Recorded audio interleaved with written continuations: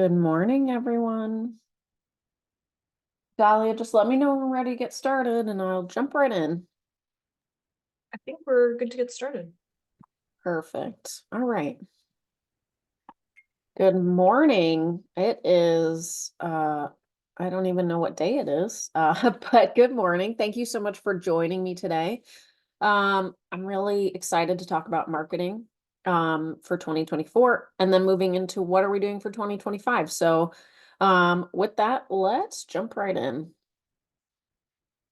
First off, again, thank you for taking time out of your busy schedules today to talk about how your marketing went this past year, the wins, the misses, and most importantly, what we can do to take you into 2025. So my goal for you for this webinar is to leave with actionable ideas and confidence to move your marketing forward, no matter where you're starting. And please excuse me if you hear me coughing or sniffling. I woke up a little bit stuffy this morning, but we proceed anyway. There's no stopping in business, right? So I'm really excited to spend the next hour with you diving into something that I love, helping small and mid-sized businesses not just survive, but thrive by getting laser focused on their marketing strategy. So a little bit about me. I've been working with businesses like yours for over 10 years, helping them grow their brands and scale without the guesswork. And if I'm being honest, I've learned a lot of these lessons the hard way. When I first started at Strategy Leaders, I was the admin and part-time marketing person, and I was so busy juggling everything that I was just trying random marketing tactics, hoping something would stick. Some things worked, but a lot didn't, and that's why today's topic is so important to me. It's about making sure that we move intentionally into 2025 with marketing efforts that will actually move your business forward. So let's talk about why we're here and what makes us at Strategy Leaders uniquely qualified to help small business owners just like you build sustainable growing businesses. First off, our foundation is solid. We've done the research, literally. Our approach is grounded in findings from Columbia University on why so many small businesses just don't make it. We've spent years translating that research into actionable strategies that actually work. And speaking of years, we've been at this for almost 3 decades. That's a lot of lessons learned, businesses supported, and successes celebrated. Our team, we're specialists in growth and development. We're focused on businesses like yours. We know that privately held small businesses face unique challenges, and we help bring a deep well of experience to tackle them with you. We've worked with businesses across industries from architects and engineers to construction to luxury hospitality to retail to professional services. The list goes on. So we can bring fresh ideas to the table no matter what field you're in. And while we're headquartered here in the US, with some of us on the East Coast, some of us in the Midwest, and we have a couple team members globally, we've had the honor of working with clients all across the country and even a few awesome international ones. But what really sets us apart is our passion for small business. We're business owners too. We see how hard you work and we know the difference you make, not just for your customers, but for your families, your employees, and your communities. And here's the kicker. We're a family business ourselves. We get it. The long hours, the tough decisions, the dreams of leaving a legacy. That's why we're so committed to helping you not just survive, but thrive for the long haul. This is what we bring to the table: research-backed strategies, nearly 30 years of experience, and a whole lot of heart. Let's build something amazing together. And nothing speaks louder than real results, so don't just take my word for it. I want to take a moment to highlight a few incredible client wins that show the tangible impact of strategic marketing. These are businesses that trusted the process, leaned into their goals, and worked alongside us to make it happen. So let's start with Carl. In 2024, his revenue grew by almost 18% year over year. And we're not done yet. It's still only December. The biggest transformation for Carl's business has been the consistency we've brought to his lead generation. Imagine going from closing 10 leads on a good day to consistently closing 20 daily. That's the power of aligning strategy with execution. Next up is Cody, whose story is a mix of marketing wins and leadership growth. His business saw a significant uptick in calls as a direct result of our team's efforts on the marketing side. But beyond marketing, he shares how coaching has helped him make smarter business decisions, giving him clarity and confidence as a leader. For Cody, having someone in his corner has been just as important as the measurable results.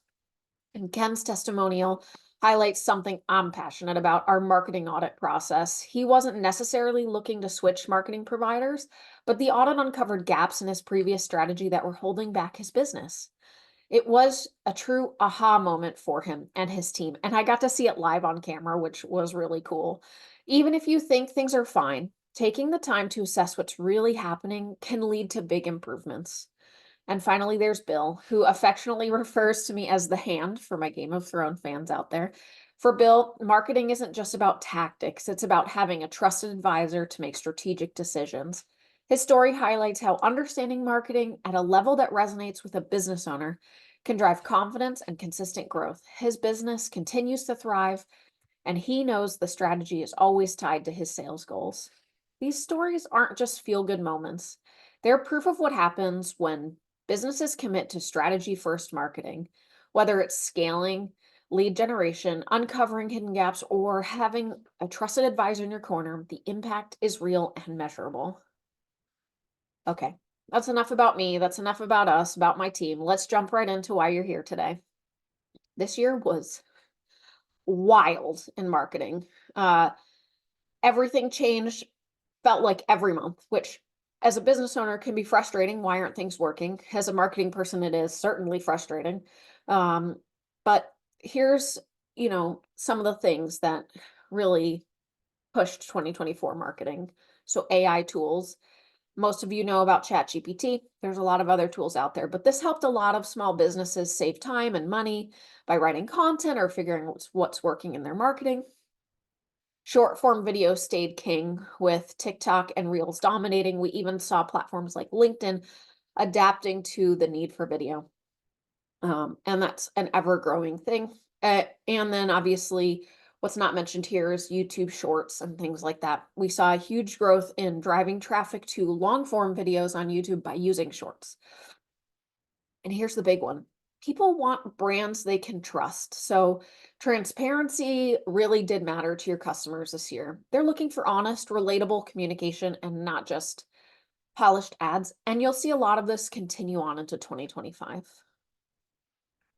So let's talk about how small, consistent actions can drive major results, but only when they're part of a bigger marketing strategy. So first, we worked with a niche manufacturing company. They wanted more leads, but their marketing felt all over the place. Step one was creating that clear strategy. Who were they trying to reach and what made them stand out? From there, we focused on consistency, committing to one additional LinkedIn post a week that showcased their expertise and process. And that small change aligned with a strategy led to actually a 25% increase in leads. So that was really cool to see. And then next, an architecture and design firm, they had a solid email list, but they really struggled to turn subscribers into leads, into inquiries. So instead of guessing what might work, we revisited their marketing strategy. What were their clients really looking for? We reworked their email subject lines to focus on client pain points like avoiding delays and managing budgets.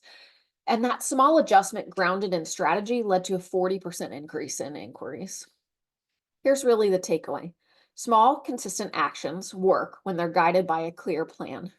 Marketing strategy gives you the foundation to focus your efforts where they matter most, and that's how you get real sustainable results. So let's talk about a few common challenges and what you can do about them, whether you tackle them yourself or you bring in someone to help you. So challenge one, I hear this a lot. I don't have time for marketing. This is so common. And the truth is, you don't need to do it all yourself. You could dedicate 1 to 2 hours a week on marketing, or you could bring in a partner to really take it off your plate entirely. But either way, consistency is going to be key here. And challenge two, our campaigns, they aren't just working. I hear that too. If your efforts aren't landing, you have two options. You can talk to your audience directly through surveys or client conversations to figure out what they need, or you can work with a strategist who can dig into the data and help you refine the approach. And then the third one that I hear a lot is we're just overwhelmed. There's so many platforms out there. And the fix here is focus. So I will say that yes, you can be on every platform, you can do all the things, but you're never going to do them all well. So you can simplify your efforts by choosing one or two platforms where your audience is most active, either by doing the research yourself or working with a specialist to help you make that call. The takeaway here is that you can take steps on your own to address these challenges, but if you're ready to level up your results or free up your time as a business owner, partnering with the right marketing expert can make a world of difference.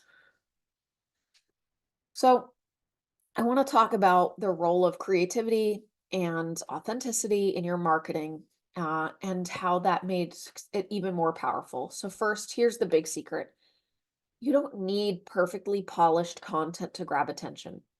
In fact, some of the most successful marketing we've seen this year has been lo-fi. So that's a term that they use. They being marketers, raw, unpolished content that feels real. Why? Because people want to connect with people, not perfectly curated brands. The key to stay true to your brand and is to share what makes you you, your quirks, your values, your voice. That's what builds trust and connection. So here are some examples that might help you. Try some quick behind the scenes videos. Show how your product is made, your process, or even what a typical day looks like for you. Post raw, unfiltered updates. Share your challenges. Celebrate wins. Tell stories that resonate with your audience. And have fun with trends. Take a trending meme or challenge and make it your own. If it doesn't have to be perfect to land, you're just putting in that effort to be authentically you. The takeaway is really don't overthink it. You don't need to aim for perfection to stand out. Show your audience who you are. Try new ideas and trust that real is what people really want. So let's transition into goals for 2025. As a business owner, you're not just posting on social media or running email campaigns because it's trendy. You're doing it to move your business forward. Clear marketing goals connect directly to your revenue or customer satisfaction goals. Without them, it's like driving somewhere without a map or GPS, Waze, whatever. You'll waste your time, energy, and money. So, before we jump into setting your goals, I want to break down the difference between strategic and implementation goals because they're both important, but they serve different purposes, especially in marketing. So, strategic goals are your why.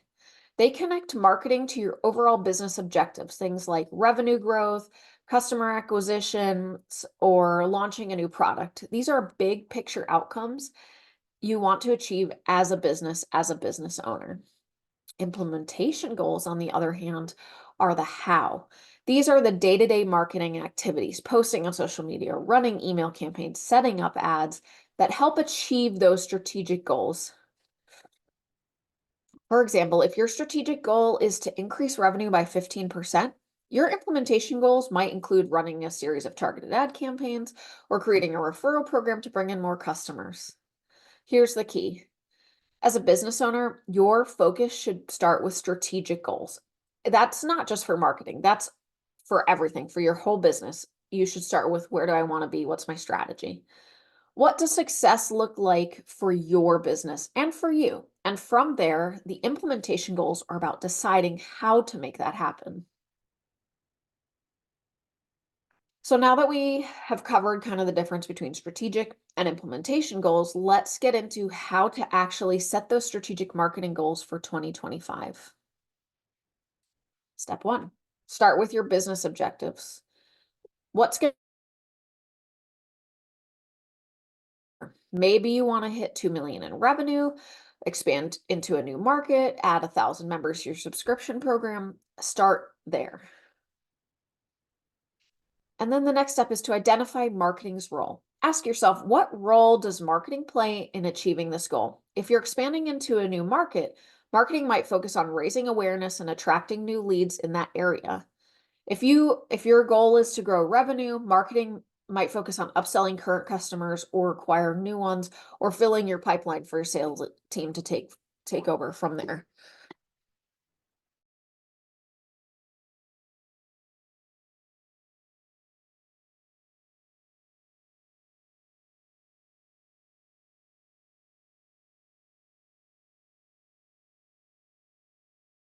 You might set a marketing goal to drive 20% more website traffic by the end of Q2, or convert 10% of webinar attendees into paying customers. The key is to keep your goals clear, measurable, and directly tied to business outcomes. That way, you can track progress and adjust as needed. So, this is a big one. Let's talk about one of the biggest missed opportunities that I see in small business is that marketing and sales operate in separate silos. I will tell you that most marketing people don't get along with salespeople, and most salespeople don't understand why even marketing exists. And I currently live with a salesperson, so I can tell you that we have this conversation a lot, but he's coming around because he knows who's right. Why does this matter? Think of marketing as the engine that generates leads and awareness while sales closes the deal. If they're not working together, leads fall through the cracks and you waste your time and resources chasing the wrong audience. So, how do we align them? Start by defining a shared goal. For example, instead of marketing just focusing on clicks or likes and sales focusing on closing deals, make a joint goal like hitting 100K in revenue or converting 50 new customers this quarter. And then clarify the roles. Marketing should be responsible for bringing in qualified leads, and sales needs to follow up on those leads to close the deals. It sounds simple, but often these roles, they get really fuzzy, especially in small business.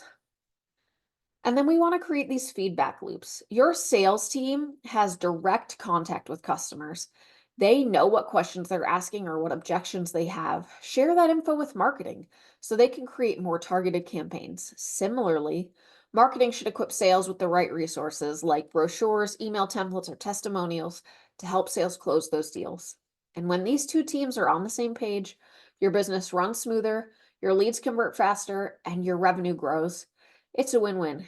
And not to mention, your salespeople and your marketing people won't hate each other so much because we're all working towards the same goal. So I want to pause and talk about why a small business should really consider hiring an outsourced chief marketing officer, an outsourced marketing strategist. As a business owner, you wear so many hats. I am a business owner. I own 2 businesses. So believe me, I understand we wear a lot of hats. But let me tell you something, marketing really shouldn't be one of them. That's where someone like my team and I come in. Hiring an outsourced CMO gives you access to expert level strategy without the cost or commitment of a full-time hire. So honestly, we see this a lot. Well, I could hire a person locally for the same price, and you could hire a person locally probably for the same price. But ultimately, what you're getting when you outsource functions like marketing is a whole team of different experts that you could probably not really afford or not get the same quality as hiring locally because you need individual people to actually fill what an outsourced strategist does. So instead of worrying about the next Instagram post or wondering if your campaigns are working or if marketing aligns with sales or everything is working towards your goals, you can focus on what you do best, running your business while we handle the marketing. One, I'm not here to push you to work with me. But we're also not here to push generic strategies or make you chase trends. We help you create a big picture marketing plan that directly supports your business goals, whether that's increasing revenue, expanding to new markets, or launching a new product.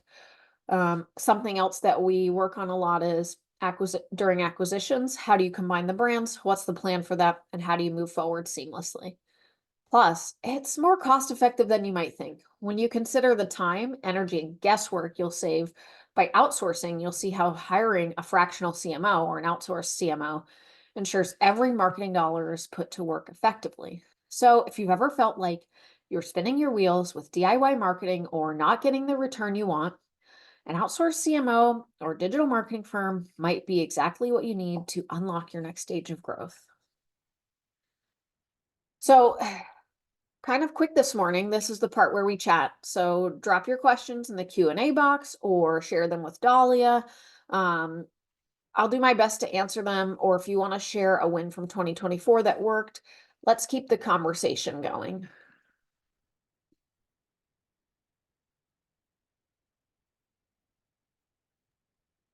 Awesome. Okay, so we have our first question. This person is asking, should I focus more on organic marketing or paid ads? Hmm, that's a good question. So this really depends, excuse me, on your budget, um, and your goals. If you're just starting out and you need brand awareness, paid ads can give you faster results. But if you have time to build relationships with your audience, organic marketing like email, social media, or content on your website can be more sustainable. What I find works really the best is a mix of both. So, what you want to do is use paid ads to get people to know you quickly, and then support that with your mix of organic marketing, your email campaigns, your social media, your excuse me, blogs, your blog content, your website content, all of the other things. Great, thank you. Our next question is, how do I prioritize my marketing efforts when I wear so many hats? That's also a tough one. So I would say outside of hiring someone outside of your company, that focusing your marketing efforts that have the biggest impact on your goals is going to get you the best results, especially when you are under time constraints. For example, if 80% of your revenue comes from repeat customers, prioritize email marketing to stay top of mind. I see this a lot actually with in the luxury hospitality space. A lot of their business comes from repeat customers. So focusing on something where they're consistently coming back to you, you're the option. Um, Email and things like that is a great way to stay with them. So if new leads are your biggest need, focus on activities that build awareness, like ads or partnerships with other businesses that service the same types of customers. You don't have to do it all. You just have to do the right things consistently. Totally agree. Thank you for that. Great answer.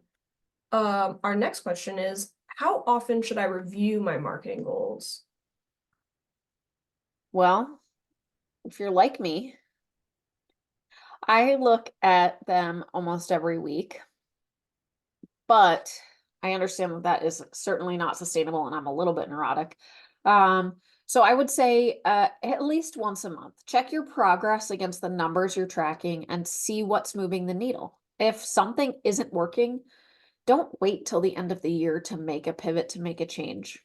Regular reviews keep you proactive and help you make adjustments before it's too late. I will also say that if you've set goals, but then you don't know how to read kind of the analytics and the number size of things, it's very similar to finance, right? If you set goals, but then you don't know how to read your P&L or use that information, which is normal and totally fine, ask for help because there's a lot of data out there. It can feel very overwhelming to try to match the my goals to the actual results and what's happening. So ask for help because we're out here to help you. Great. Um, our next question, what should I do if I don't hit my marketing goals? Uh, don't panic. It happens to all of us. Um, I think the inclination when especially in marketing, when things aren't working, is to cut the budget and give up. And I don't recommend that. Marketing takes time, unfortunately, which is why when we talked about that organic versus paid strategy, you know, you got to balance that. But look at what didn't work and why. Did you focus on the wrong audience? Was your messaging off? Or maybe the goal was just too ambitious for the time and resources you had. Use what you learned to refine your approach. Just remember that goals, they aren't set in stone. They're a tool to help you grow, right? So we do this regularly with our clients, both on the marketing side of things and on the consulting and coaching side of things is we're setting these goals, but along the way, we're assessing, can we actually do this? And what tools do we have in place now? What tools are we going to need to fulfill these goals? And ultimately, like, is this the best use of my time that's actually going to move the needle forward and drive my company? Awesome, great answer. And I think this is our last question. How do I get my team on board with my strategic goals? I would say this is kind of twofold. Make sure your team understands why, right? Why you're setting these goals, but also involve them in setting goals, right? So you can't expect, as business owners, we wear a lot of hats, but we also tend to just say that, I'm in it, I'm on it, I'll get it done. But then we start feeling like everything sits on my shoulders and this business sucks and I don't get to spend time doing things that I actually like because I'm just so stressed and my family hates me or whatever it might be, right? And so, really involving your team in setting those goals is critical to getting them motivated. So, in marketing, instead of just saying something like, we need to post more on Instagram, I think something that would be better focus would be explaining how social media engagement helps you attract new customers and increases sales. Um, and talk to your team about, okay, what does more really mean? How do we set a goal around that? And when your team sees how their work connects to the bigger picture, they're going to be more motivated to execute those goals. Great, thank you, Robin. I think that'll do it for the questions. Sure. All right. So now that we've covered the trends, the challenges, the opportunities, we answered some questions. Let's talk about what happens next. So first, I want you to take a moment to reflect. What did you learn today that could shift the way you approach your marketing in 2025? Maybe it's focusing on strategy, leaning into authenticity, or finding ways to make your efforts more sustainable. I can tell you right now that we are finalizing strategy plans for all of our CMO, all of our marketing clients across the board and our own business. It really is critical. So next is to start planning. What are your biggest business goals for 2025? Whether it's driving sales or scaling sustainably, sorry, or freeing up your time, marketing has to work in tandem with those goals. Don't keep us in a silo. And with your sales strategy, don't keep them in a silo either. When marketing and sales align, that's when the magic happens, and that's when you build a sustainable, growing business. And finally, it's time to act. You don't have to tackle this alone. As a thank you for attending today, I'm offering you guys a complimentary marketing and SEO audit to help you identify your opportunities for growth. And if you're ready to take marketing off your plate entirely, our outsourced CMO service is designed to transform your marketing strategy in 2025. We'll help you align your marketing and sales efforts and ensure that every dollar and every hour spent delivers a clear return. So let's work together to make 2025 your best year yet. Book a call and let's start a conversation. I have a QR code here. I believe our next webinar is about why coaching and strategic planning is important for small businesses and how you kind of get into that mode as a business owner. And I believe that is January 9th. Dahlia can correct me. An email will go out kind of to get you guys invited and things like that. But I would love to talk with you. I love talking to small business owners. I love talking to about marketing, about business growth, about growing sustainable businesses. I'm here to chat. Again, my booking link is here. You can scan the QR code or you can send me an email.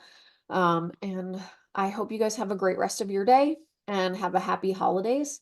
And we'll see you after the new year. Thanks, Robin. Thank you, everyone. Bye now. Perfect. Bye, guys.